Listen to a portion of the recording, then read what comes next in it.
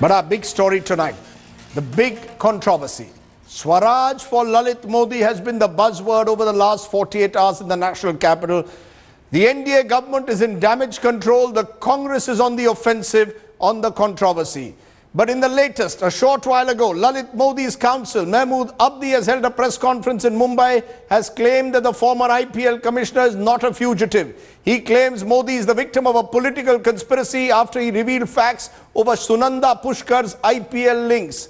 The Congress has levelled a sharp attack not only on Sushma but the Prime Minister as well. Escalating its attack, the Congress has charged the entire BJP and the government with aiding and abetting Lalit Modi with the tacit approval of the Prime Minister. Those are pictures of Congress workers protesting outside Sushma's house earlier today. Rahul Gandhi has also joined in, daring Mr. Modi to sack his External Affairs Minister. The latest tweet by Lalit Modi says, and I quote, "My guess is the wrong people resignations are being asked.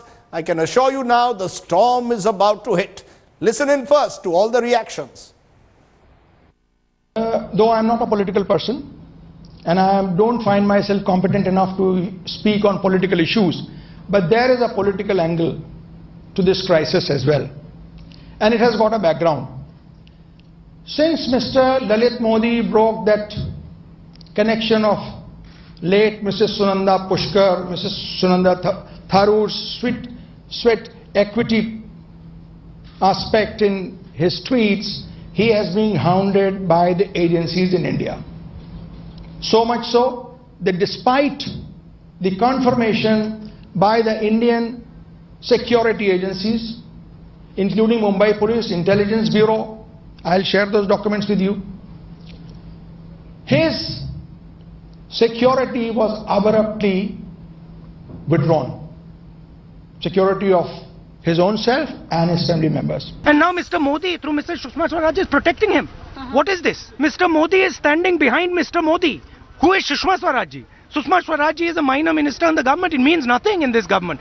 There is only one man who's running this country and this government. That is Mr. Narendra Modi. Congress is saying that he's fugitive. Who was ruling when he became fugitive? It's in your government time that he left the country. In your government time, Anderson also left the country. This shows complete bankruptcy of ideas and politics of Congress. Now, all this political game which is being played, the real question, of course, is what happens next? The BJP and its allies are standing behind the union minister. A BJP MP, though, has tweeted a storm, claiming an insider within the party ranks is targeting Sushma Swaraj. Take a look at how this is playing out within the party at the moment.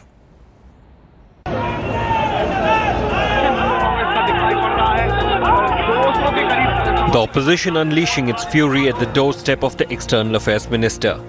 And "Sack Sushma" slogans engulfed the air in the Congress's high-voltage protest. हमारी मांग है कि सुषमा स्वराज इस्तीफा दे, किसी sitting जज से inquiry हो और मोदी जी उसके ऊपर स्पष्टीकरण दे. On Monday morning, Sushma Swaraj left for work after she admitted facilitating IPL scam-accused Lalit Modi's travel across the globe last year. Despite this being the start of a new week, a Monday morning, Sushma Swaraj, and it's almost 11 o'clock in the morning, she's yet to step out of her home. Security forces here deployed in high numbers. But it's not just the opposition that has the ruling party on the back foot. An explosive tweet by one of its own has hinted at Sushma being a victim of a hidden enemy within the BJP. Kirti Azad generally जो बातें करते हैं बहुत सोच समझ के करते हैं, समझदारी के साथ करते हैं, लेकिन इसके आगे और मैं कुछ नहीं कर सकता. Murmurs of a conflict of interest arose with Sushma's daughter Bansuri Kaushal being named among Lalit Modi's lawyers. At a time when her daughter was his lawyer, this was, in my view, totally inappropriate. And in fact, there should be conflict of interest laws in this country. With the power corridors in New Delhi in a tizzy, sources in London have told India Today that the MP whose email trail set off the passport row won't be investigated. A charging opposition, a possible wedge within the BJP, and damning family links to a most wanted man. Will Sushma Swaraj have to do more than just issue a clarification on Twitter? With Smita Sharma and Brijesh Pandey in Delhi and Lavina Tandon in London. Bureau Report, India Today. Meanwhile, former External Affairs Minister Salman Khurshid made a rather explosive claim to our National Affairs editor Javed Ansari. He said people involved in business and cricket had attempted to approach him and the then UPA government on behalf of Lalit Modi. Listen in. So the BJP is saying that your government was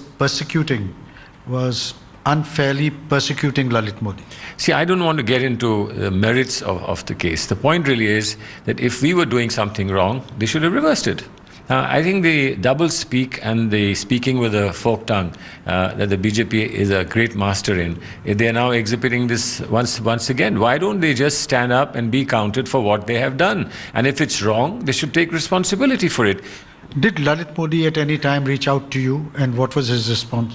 No, there were many people. He obviously worked with a large establishment in this country, including his family who have large contacts. Yes, we received many feelers to help, but our position was very clear that this is not something that we had done. This is something that the agencies, on the basis of the law of the country, had done, and it was our duty to continue functioning within the four walls of the Constitution and the law of the country. Do you think that the present, your successor, the present External Affairs Minister, has acted within her rights? Do you think, or do you share your party's view that what she's done is extremely improper and she should therefore have the quit? My party has taken a very clear view, and I think there's no way that anyone can dilute that view. It's a very clear view.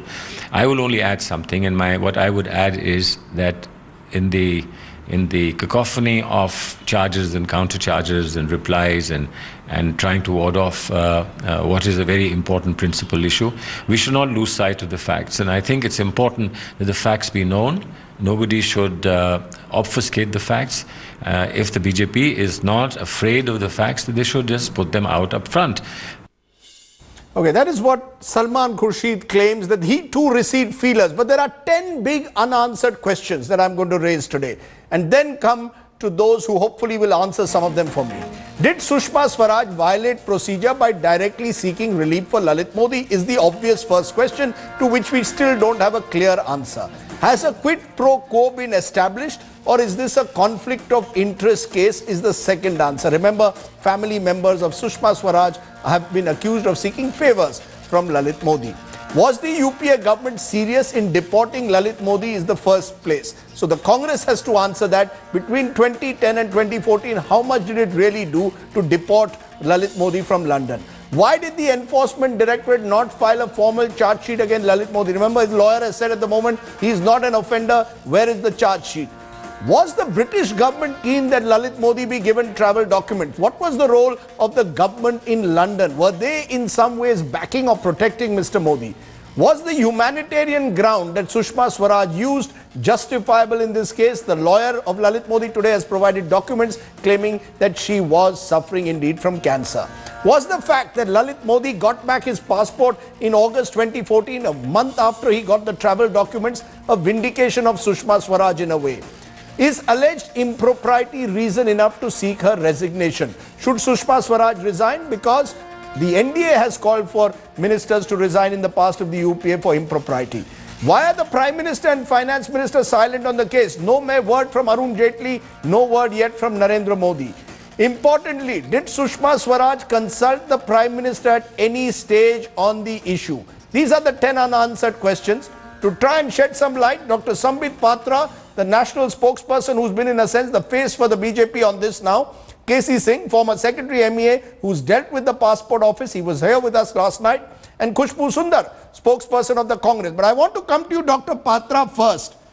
You've heard what Lalit Modi's counsel has said, but he hasn't answered one or two key questions for me.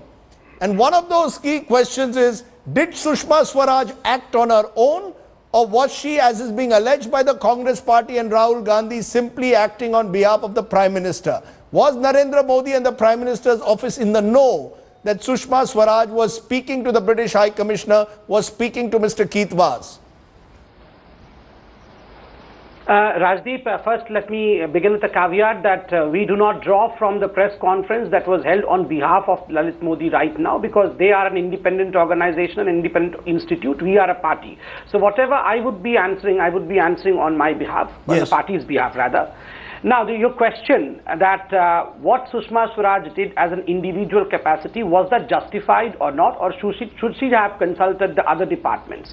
Number one, we have to go back to the history a bit, in the sense that Sushma Swaraj received a call from Lalit Modi on July 2014 on 3 counts. Number one, Lalit Modi said that my wife is suffering from cancer and I have to go to her in order to sign a consent paper. Only thereafter she would be subjecting herself to a surgery. Number two, he said that I have applied for the documents, the travel documents, to the UK authorities, and they have agreed to give me the travel documents. Number three was the most important issue, that he wanted a clarification from the new regiment's foreign minister that a previous communique that established that if such kind of document is handed over to me, the relationship between the two countries, that is India and Britain, would be spoiled. Does this government hold the same view, or there is a contrary view to it? To this, Sushma Swaraj conveyed a simple 3 or 4 lines to the British High Commission, saying that the British government should examine the request of Lalit Modi as per the British rules and regulations. This is according to the rules and regulations. Secondly, if the British government chooses to give the travel documents, the point is that you didn't answer my question. I get the history. No, the last line. Yes. The last line answers the question. That this will not spoil our bilateral relation. The only submission that was that Sushma Swaraj's independent view, or was that a view she had got through the Prime Minister's office? You didn't answer my question. Did Sushma Swaraj take this view independently? Yes, did she consult the Foreign Secretary? Did she consult the Finance Minister? The Enforcement Directorate comes under the Finance Ministry. There was a lookout notice for Mr. Modi. Did she consult anyone else, or was this an independent decision of Sushma Swaraj? I'm answering that. Though I am the party spokesperson and I should not be privy to any of the decisions taken by the cabinet, but still with my common sense I would answer that. Since this question of the bilateral relation between two countries was involved, it is totally the forte of the foreign minister and her department to take a call on that, which she has taken by stating that the relations will not be spoiled. So she did not consult Prime Minister Narendra Modi, she did not consult the Finance Minister, even though there is an Enforcement Directorate lookout notice for him. She did not consult her Foreign Secretary. She did not consult the Indian High Commissioner in Britain. She takes this decision independently on a controversial person. Am I correct? As I told you, I would not be and I should not be privy to any cabinet discussions or decisions taken by the Indian cabinet. But still, with my common sense, this particular question that was to be answered by the foreign minister of the country, whether the relation between the two countries would be soured by one man's travel document. And she was well within her limit to convey this message to the High Commission of Britain, which she did. Okay, I'm going to come to the other question in a moment, you Sambit, but I want to bring in Khushbu Sundar on that. Here you're hearing the BJP spokesperson saying that Sushma Swaraj took this decision independently and she contradicted what your Finance Minister P. Chidambaram had written in 2013, where Mr. Chidambaram in a letter very clearly states that granting Mr. Lalit Modi these temporary travel documents would adversely affect Indo-British relations. He says this was an independent decision taken by Sushma Swaraj, Finance Minister not consulted, Prime Minister not consulted. Yet the Congress party today seems to be suggesting that Narendra Modi is the person today who is also protecting Lalit Modi. Are you simply trying to somehow or the other drag now Mr. Modi into this controversy? One Modi is dragging the other Modi into the controversy. Rajiv, it's very clear for us to see here that when there was blue collar notice for Mr. Lalit Modi, and it was very clearly stated by P. Chidambaram, then Finance Minister, to the government of UK, saying that granting any travel documents to Sri Lalit Modi would definitely deter in the relationship between India and the UK government. Now, I would like to ask Mr. Sambit Zapatra is, when you have a Prime Minister like Sri Narendra Modi ji, who talks about everything in the world, why is he and his Finance Minister Arun Jaitley sir absolutely mum about this? Isn't this a serious issue? How do you expect us to understand that MEA takes a call on personally calling everyone in UK except for Ban Ki-moon, and these are the words written by Keith Vaz himself in a mail saying that everybody's been talking on this issue except Ban Ki-moon.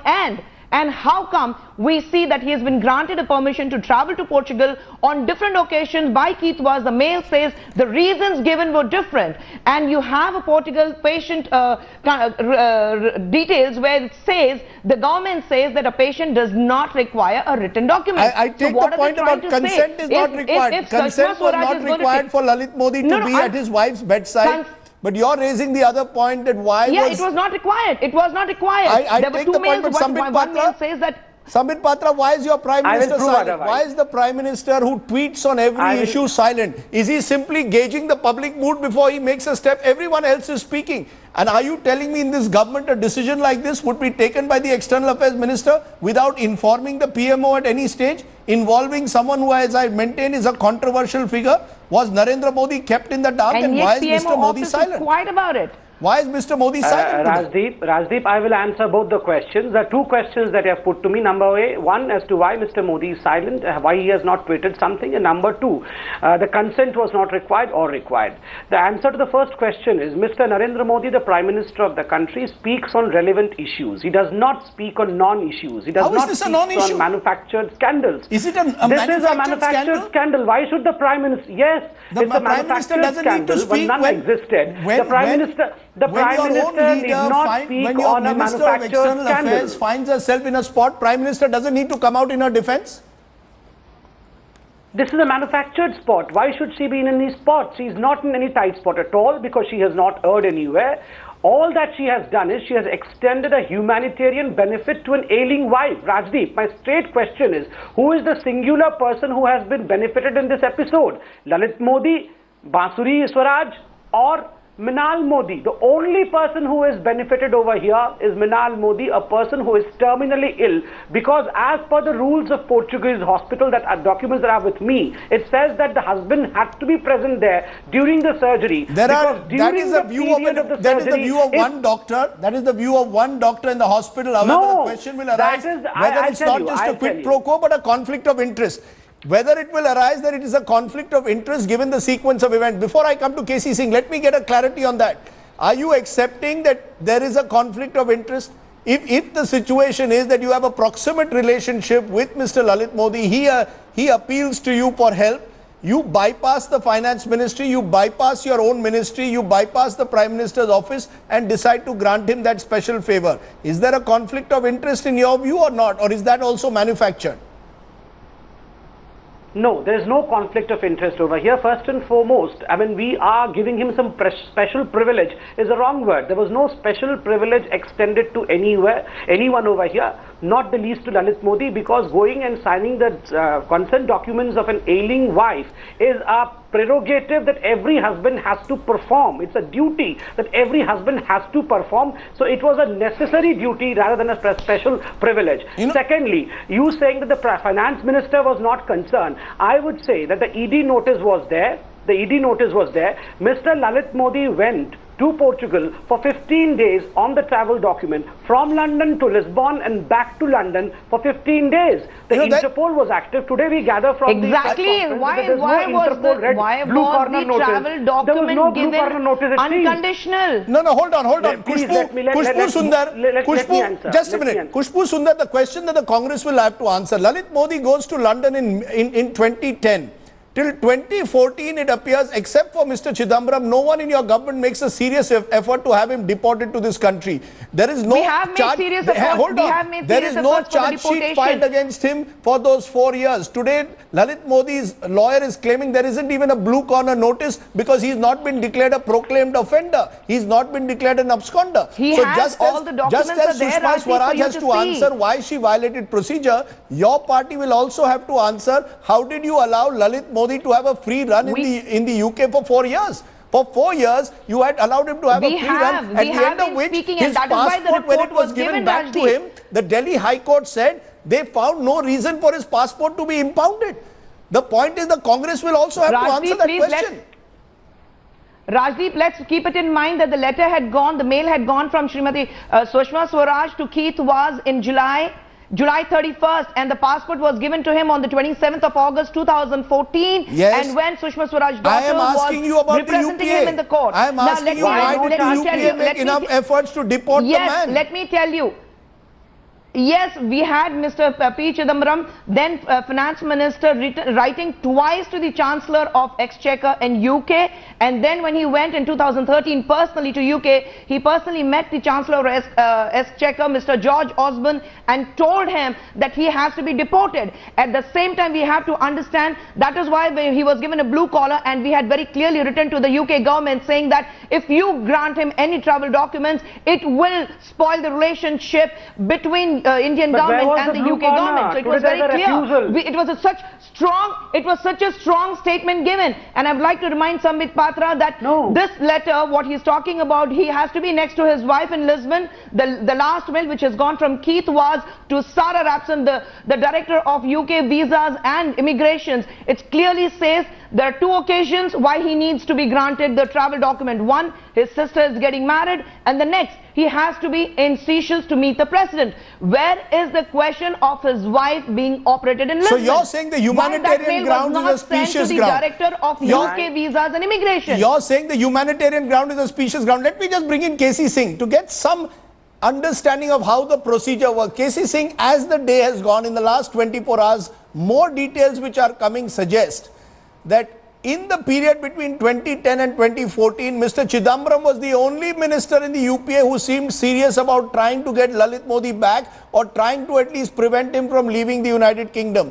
No one else seems to have made an effort, including the Enforcement Directorate, to actually charge sheet Lalit Modi. As a result of not being charged, he presumably was in a position where he could ask back his passport, which he gets back in August 2014. Does that in any way absolve Sushma Swaraj? Can Sushma Swaraj use that as an excuse today and say, look, I was merely doing what the UPA should have done for 4 years, giving Lalit Modi back his travel documents?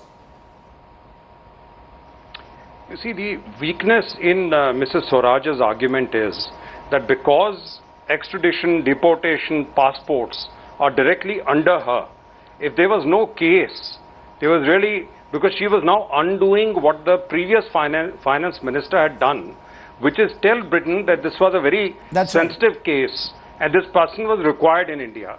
Although the weakness in the argument is that why didn't you follow it up with a case and an extradition request, which would have kept Lalit Modi in England, because then they arrest you when the extradition proceeding starts. They never went there. So they were, you can say that it's a